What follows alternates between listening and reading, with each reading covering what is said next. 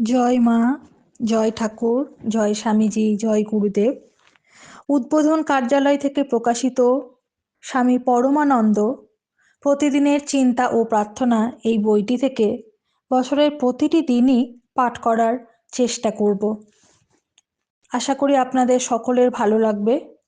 দিব্যত্রয়ীর কৃপা শান্তি, কৃপা পরশ, প্রেমাস্পর্শ তাদের ভাব আমাদের সকলের মধ্যে ছড়িয়ে পড়ুক, এই প্রার্থনা নিয়ে আমরা শুরু করছি আজ থেকে প্রতিদিনের চিন্তা ও প্রার্থনা স্বামী পরমানন্দ এই বইটির জানুয়ারি মাসের 1 জানুয়ারি থেকে পাঠ শুরু হচ্ছে। সকলকে সাথে থাকার জন্য অনেক অনেক ধন্যবাদ। যদি আপনাদের এই পাঠ ভালো লাগে অবশ্যই আমাদের চ্যানেলটিকে সাবস্ক্রাইব করবেন এবং অন্যান্য সকলের সঙ্গে শেয়ার করবেন। অনেক অনেক অনেক ধন্যবাদ। সকলে ভালো থাকুন, সুস্থ থাকুন। জয় ঠাকুর। ঠাকুর, মা এবং স্বামীজির কৃপায় ফেব্রুয়ারি মাসের পাঠ খুব সুন্দরভাবে সম্পন্ন হয়েছে। হ্যারো জীবনের এই সুমিষ্ট স্তবক উদ্ঘাটিত করিতেছে সে সৌন্দর্য।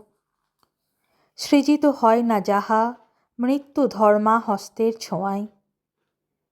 দেখিতে পাই না যারে আমাদের এই আঁখি দুটি। ইন্দ্রিয়ের অনুভূতি পারে না ধরিতে যারে, তথাপি গোচরীভূত অনুভূত তাহা শুধুমাত্র শুদ্ধ ইন্দ্রিয়ের। হে পুত পরমা শুদ্ধি, স্বর্গের আলোক, পূর্ণ কর জীবন আমার স্বর্গীয় সে দীপ্তিতে তোমার। এই দেহ মোর, সকল ইন্দ্রিয় আর যাহা কিছু নিরর্থক জীবনে আমার রূপান্তর ঘটাও সবার। লহ মোরে একান্ত আপন করে তব। মার্চ মাস। ভাগবতী শক্তি। তোমার মনকে আমারই চিন্তায় পূর্ণ করো। তুমি আমারই ভক্ত হও, উপাসনা করো আমাকেই, আর প্রণত হও আমারই কাছে।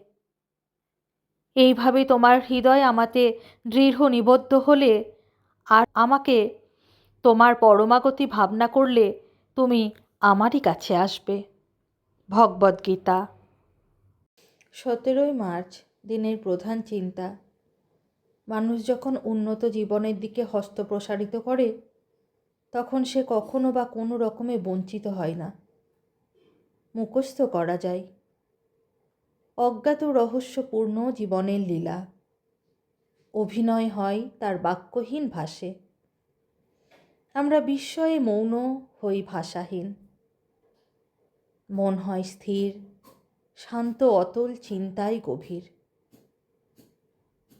অন্তর বাক্যহীন উচ্ছ্বাসে আকুল হইয়া ডাকে, ওগো অপূর্ব বিস্ময় সৃষ্টির সৌন্দর্য মূরতি, ওগো অনন্ত জীবন, আমি তব ক্ষুদ্র অংশ, তুমি মোর উৎস আর মূল।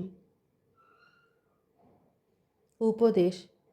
ধর্মরাজ্যে বাহ্যিক ধনদৌলত বা জাঁকজমক চাকচিক্য কোনো স্থান পায় না, বরঞ্চ সাধুত্ব এবং সরলতায় আমাদের সুস্থতা এবং সজীবতা আনিয়া দেয়।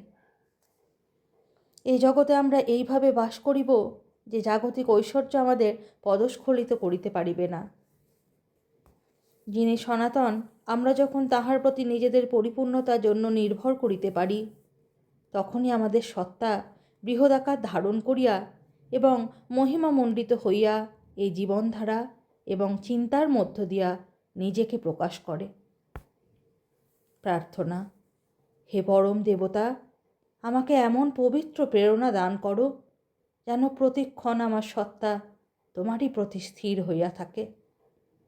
আমার সকল কাজ, সকল খেলা, সকল পূজা যেন তোমাতে নিবেদিতা হয়। বাহিরের জাঁকজমক যেন আমার মনকে তোমা হইতে দূরে সরাইয়া না দেয়। আমি যেন সংসারের অনিত্য বস্তুর আকর্ষণে তোমার আশীর্বাদকে বিসর্জন না করি। ওম শ্রী রামকৃষ্ণার্পণমস্তু।